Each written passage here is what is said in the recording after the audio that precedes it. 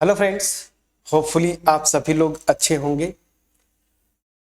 Last video में हमने बहुत डिटेल में जाके सीखा ऑनटू फंक्शंस या ऑनटू मैपिंग्स क्या होते हैं, और कोई भी फंक्शन अगर दिया हुआ है तो उसको ऑनटू कैसे चेक करेंगे। और सबसे इम्पोर्टेंट ये कॉन्सेप्ट हमने सीखा कि एक फाइनाइट सेट से दूसरे फाइनाइट सेट पे कितनी ऑनटू फंक्शंस या मैपिंग्स बन सकते हैं।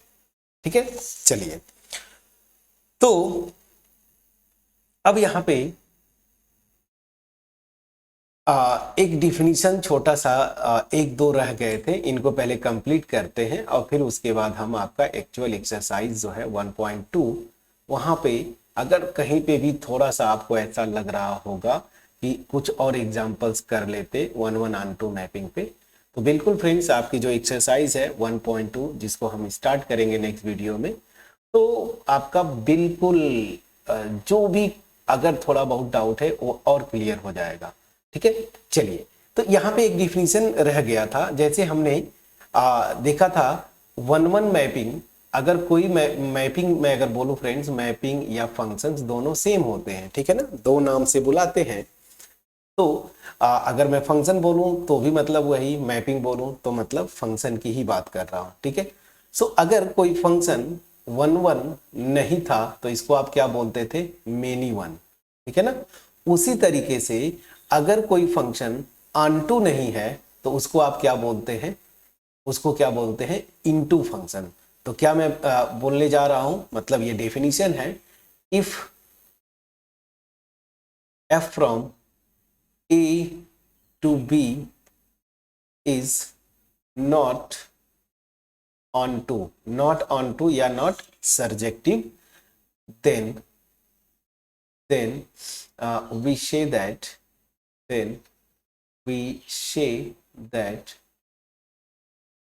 f is into function, f is into, ठीक है ना, into function इसको बोलते हैं। ठीक, ये डिफिनीशन है। 1 नहीं है तो उसको क्या बोलते हैं, मेनी वन। ऑनटू नहीं है तो उसको क्या बोलते हैं, इनटू। अब एक बड़ा इंपॉर्टेंट डिफिनीशन है, ठीक है ना, जनरली आपको क्वेश्चंस में यही पूछता है कि ये बाइजेक्टिव है कि नहीं।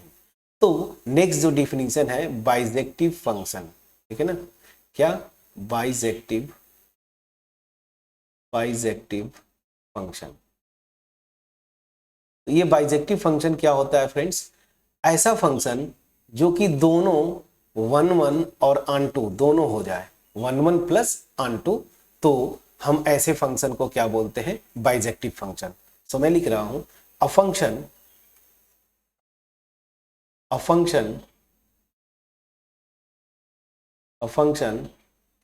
f from set A to set B is called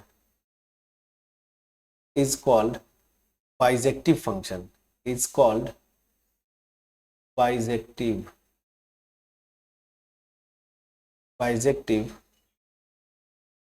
function if it is both 1 and onto। ठीक है ना, सो दैट मीन्स क्या हुआ, यहां पे मैं आपको लिख देता हूं कि जब भी आपको बाइजेक्टिव दिखाना हुआ ना, बाइजेक्टिव, तो आप क्या दिखाएंगे कि आप दिखा देंगे कि ये 1 है, ठीक है ना, प्लस ये ऑनटू है। 1 और ऑनटू फंक्शंस को हम क्या बोलते हैं, बाइजेक्टिव फंक्शन। ठीक है, अगर आपको कोई एग्जाम में क्वेश्चन दे, बोले कि ये फंक्शन बाइजेक्टिव है कि नहीं, इसका मतलब वो क्या जानना चाहता है, आप दोनों चेक करें कि वो फंक्शन 1 भी है और ऑनटू भी है। ठीक है, ये था छोटा सा, जो अगर मैं बोलूं मेरी तरफ से डिफिनीशन, जो कि बाइजेक्टिव फंक्शन का। अब देखिए, कुछ टूल्स हैं जो मैं आपको बता दूं, हालांकि रिटेन एग्जाम, होम एग्जाम में तो आप ऐसे ही करेंगे जो हम लोग अभी तक डिस्कस किए हैं। ठीक है ना, ग्राफिकली एक ऐसा टूल है ग्राफ, ठीक है ना, ग्राफ एक ऐसा टूल है ये मैं आपको एक्स्ट्रा बता देता हूं उन मेरे प्यारे स्टूडेंट्स के लिए जिनका टारगेट या तो जेई का है या फिर आप कोई अदर एंट्रेंस, आप इंजीनियरिंग एंट्रेंस देना चाहते हैं, आप कोई कॉम्पिटिटिव लाइक बीएससी के लिए एंट्रेंस देना चाहते हैं, या फिर आपका टारगेट पीजीटी टीजीटी है। तो ग्राफ एक ऐसा टूल है जिससे आप, ठीक है ना, ये थ्योरीज से बच जाते हैं अगर आप ग्राफ खींच ले फंक्शंस का, ठीक है ना। जैसे फॉर एग्जांपल कि मैं f from r to r, for example r to r define करता हूं, ठीक है ना, सच दैट 2-3 मैं फंक्शंस ले लेता हूं और उनको मैं डिफाइन करता हूं, जैसे उनको 1 1 और 2 की चेक करता हूं बाय ग्राफ। जैसे पहला such that fx equal to, for example मैंने ले लिया कुछ नॉन फंक्शंस मैं ले लेता हूं, जैसे देखिए मैंने ले लिया ग्रेटेस्ट इंटीजर फंक्शन, ठीक है।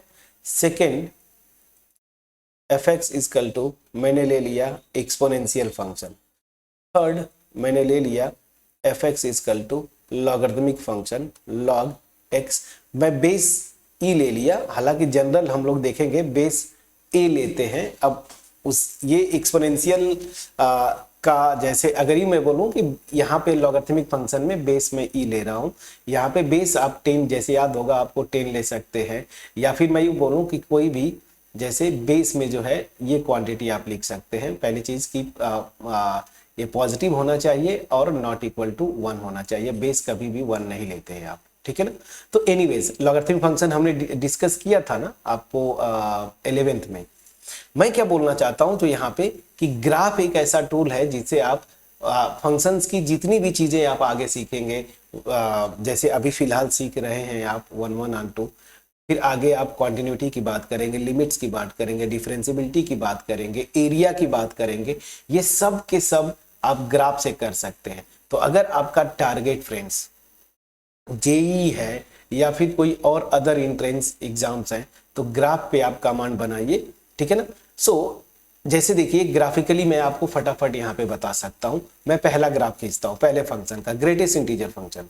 हम लोग इसको ऑलरेडी कर चुके हैं। ग्रेटेस्ट इंटीजर फंक्शन की बात करें तो ये मेरा 0 ले लीजिए, ये मेरा 0.1 है, ये 2 है, फिर इस तरीके से मान लीजिए ये 3 है एंड सो ऑन।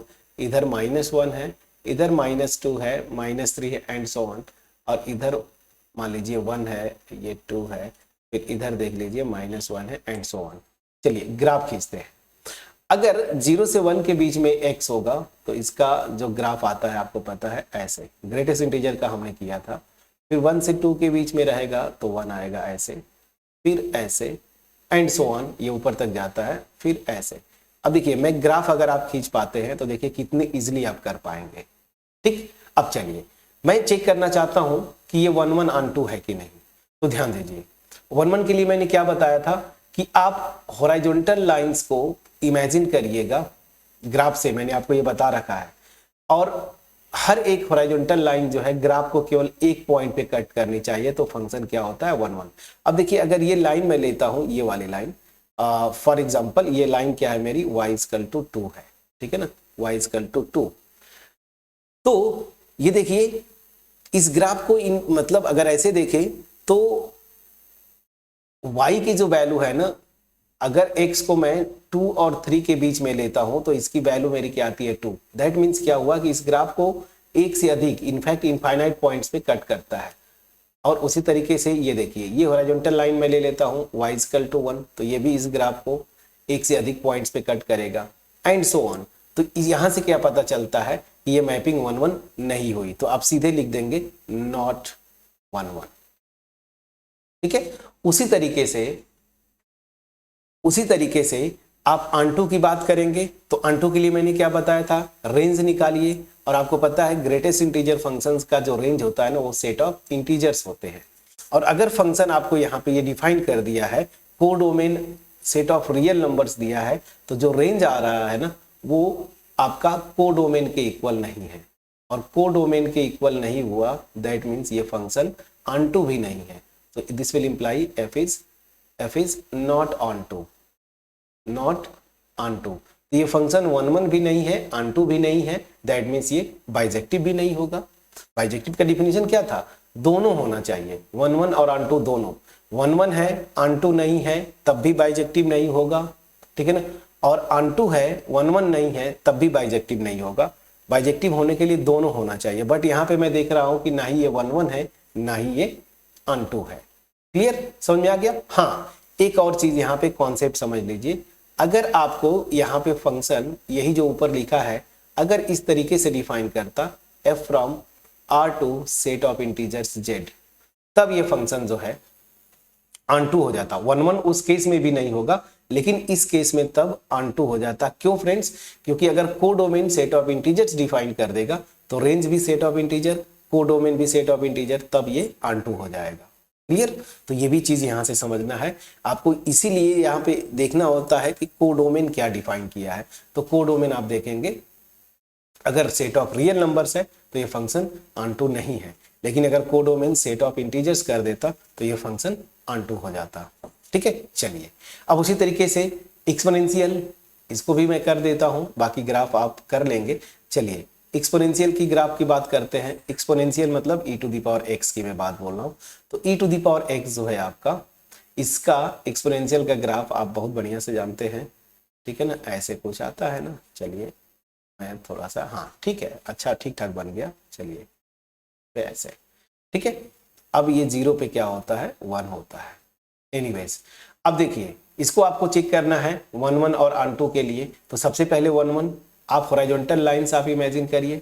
आप देखेंगे जितनी भी लाइंस मैं ले रहा हूं ना, ये इस ग्राफ को केवल और केवल एक पॉइंट पे कट कर रही है। देखिए जितनी भी हॉरिजॉन्टल आप लाइन लेंगे ना, ग्राफ को केवल एक पॉइंट पे कट करेंगे। तो मतलब क्या हो गया, ये फंक्शन जो है आपका 1 1 है, तो ये 1 1 हो गया, ये 1 1 हो गया। अब आते हैं ऑन टू के लिए। ऑन टू के लिए आप क्या करेंगे, सीधा सीधा कॉन्सेप्ट मैंने बताया था, रेंज निकालेंगे। तो रेंज जो है e to the power x का, आप ध्यान दीजिए, इसका रेंज आप किए थे, हम लोग 11th में भी किए हैं, ओपन इंटरवल 0 से इंफिनिटी। यही ना, देखिए 0 इसकी वैल्यू नहीं होती ना, जब ये माइनस इंफिनिटी की तरफ एक्सटेंड करेगा तो ये 0 की तरफ टेंड करता है। तो ओपन 0 से इंफिनिटी। अब ध्यान दीजिए यहाँ पे कोडोमेन क्या है, तो ये कोडोमेन मेरा सेट ऑफ रियल नंबर्स है। तो यहाँ पे जो रेंज आया मेरा, वो कोडोमेन के इक्वल नहीं हुआ, और कोडोमेन के इक्वल नहीं है मतलब क्या हो गया, f is not onto. तो यहाँ पे ध्यान दीजिए, फंक्शन ये 1 1 है लेकिन ऑन टू नहीं है। क्लियर? और देखिए ऑन टू नहीं हुआ मतलब बाइजेक्टिव नहीं है। लेकिन यहाँ पे फर्दर कॉन्सेप्ट, अगर आपको यही function set of real numbers से आपको क्या करता, पॉजिटिव रियल नंबर्स मतलब 0 से ये कर देता, इसी को जो बुक्स में बोलते हैं R+ ना, मतलब पॉजिटिव रियल नंबर, 0 को छोड़ दीजिए। तो अगर ये डिफाइंड होता R2 इस इंटरवल पे, तब देखिए इस केस में रेंज भी यही और कोडोमेन भी यही, तो इस केस में ये ऑन टू हो जाता, और ऑन टू हो जाता, 1 1 तो ऑलरेडी है तो ये बाइजेक्टिव हो जाता। तो ये चीजें ध्यान रखिए कि इस फंक्शन में अगर codomain set of real numbers लेता है तो ये फंक्शन ऑन टू नहीं हो रहा है। क्यों? क्योंकि range not equal to codomain. लेकिन अगर यही पे कोडोमेन में को रियल नंबर्स की जगह ये ले लेता, तब उस केस में रेंज कोडोमेन के इक्वल हो जाता, तो ये ऑन टू भी हो जाएगा, 1 1 तो खैर है ही, तो उस केस में ये बाइजेक्टिव हो जाता। समझ में आ रहा है? तो कैसे ये चेंज होता है, ये चीजें आपको भी देखना है, क्योंकि अगला टॉपिक जो है, अगला चैप्टर आपका इनवर्स ट्रिग्नोमेट्रिक फंक्शन है, वहां पे भी हम यही देखेंगे कि डोमेन और कोडोमेन को रिस्ट्रिक्ट कर देते हैं ट्रिग्नोमेट्रिक फंक्शंस के, तब उनका इनवर्स की अगर देखेंगे तो बात करते हैं। ठीक है ना? तो ये कॉन्सेप्ट है। तो मेरा जो यहाँ से बताने का मोटिव है, थोड़ा जल्दी मैंने बताया, यहाँ से आप इसको भी चेक कर लेंगे बिल्कुल ग्राफिकली। तो ग्राफ एक ऐसा टूल है कि अगर आप फंक्शंस का, रियल फंक्शंस का ग्राफ अगर आप खींच लेंगे ना, तो फिर ये जितना सब कुछ आप ये मतलब जो परपंच आपने किया ना कि 1 1 दिखाने के लिए थ्योरेटिकली, ऑन टू दिखाने के लिए थ्योरेटिकली, इन सब से बच जाते हैं। विद इन सेकेंड्स आपका आंसर एक्चुअल एग्जाम्स में आ जाता है। तो आपको ग्राफ्स पे एक्सपर्ट बनना है। ठीक है ना? प्ले विद ग्राफ आती है अरिहंत पब्लिकेशन की, उस बुक को उठाएं, वहां से ग्राफ्स पढ़ें 11th की। अगर आप फिर भी फंक्शंस पे थोड़ा स्ट्रगल कर रहे हैं तो 11th में हमने डिटेल में रिलेशन और फंक्शंस किया था, वहां पे डोमेन निकालना बताया, रेंज निकालना बताया, तो वो चीजें आप वहां से देख सकते हैं। और लास्ट में मैं यही बोलूंगा कि अगली वीडियो में हम आपका एक्सरसाइज 1.2 करेंगे, जहां पे आपको बस यही चेक करना है गिवन फंक्शन 1 है, ऑन टू है या नहीं। ठीक है, तो इसके लिए आपको सबसे पहले रेंज कैसे निकालते हैं ये जानना जरूरी है। तो नेक्स्ट वीडियो पे आने से पहले अगर आप रेंज निकालने में एक्सपर्ट हैं तो कोई इशू नहीं, आप सीधे अगली वीडियो पे आइए, हम एक्सरसाइज 1.2 करेंगे। बट अगर रेंज निकालने में स्ट्रगल करते हैं, हमारा 11th में का जो रिलेशन और फंक्शन मेरे ख्याल से सेकेंड चैप्टर है, वहां से आप जाके रेंज कैसे निकालते हैं मैंने डिटेल में बताया है फ्रेंड्स, एक्सरसाइज भी किए हैं, एग्जाम्पल्स भी लेके, तो वहां से आप रेंज पहले देखेंगे फिर अगले वीडियो में आएंगे। हाँ, ये बेसिक कॉन्सेप्ट था, यहाँ पे तो कोई मेरे ख्याल से डाउट होना नहीं चाहिए। फिर भी अगर आपको स्टिल कोई डाउट है, ठीक है ना, कोई कंफ्यूजन है, कमेंट सेक्शन में आप जरूर लिखेंगे। वीडियो अच्छी लगी हो तो अपने फ्रेंड्स के साथ शेयर जरूर करिएगा। फ्रेंड्स चैनल पे नए हैं सब्सक्राइब करिएगा। याद रखिए आपका एप्रिसिएशन ही हमें मोटिवेट करता है इस तरह की वीडियोस बनाने के लिए। ठीक है फ्रेंड्स, सो मिलते हैं नेक्स्ट वीडियो में, तब तक अपना ख्याल रखें, पढ़ाई करते रहें। Thank you so much friends.